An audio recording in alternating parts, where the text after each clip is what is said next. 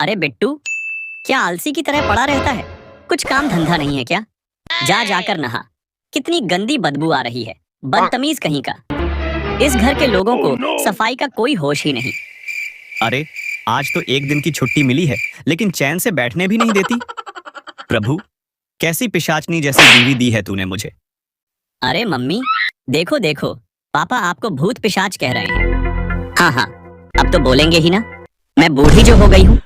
लेकिन वो शर्मिला जी बता रही थी कि तुम्हारे पापा मेले में किसी पिंकी के साथ घूम रहे थे। फिर भी मैं चुप रही। ये सब उस पिंकी का जादू टोना है।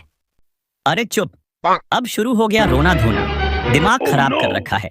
एक पल भी चैन से सांस नहीं ले सकता इस घर में। हाँ हाँ, तो फिर चैन की सांस कैसे लोगे?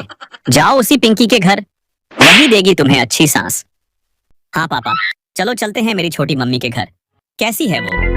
मैंने तो आज तक उसे देखा ही नहीं। कहीं कल रात आपके मोबाइल में जो लड़की का मैसेज आया था, आई लव यू जानू लिखकर, वो वही तो नहीं? अरे चुप कर, नालायक। घर में आग लगवाएगा क्या? धीरे बोल।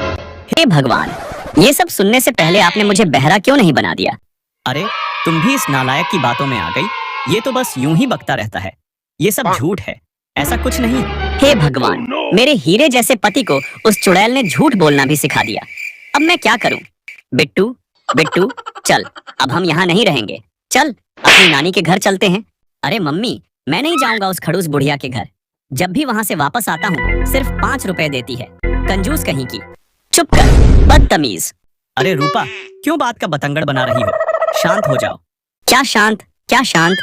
अरे पापा, आपने बहुत बुरा किया है मम्मी के साथ। कैंची की तरह जुबान मत चला, वरना काट कर नाले में फेंक दूंगा। आग में तेजाब डाल रहा है बदतमीज। हे भगवान, अब तो मेरे बेटे को भी काटने मारने की धमकी देने लगे। अब मैं क्या करूं?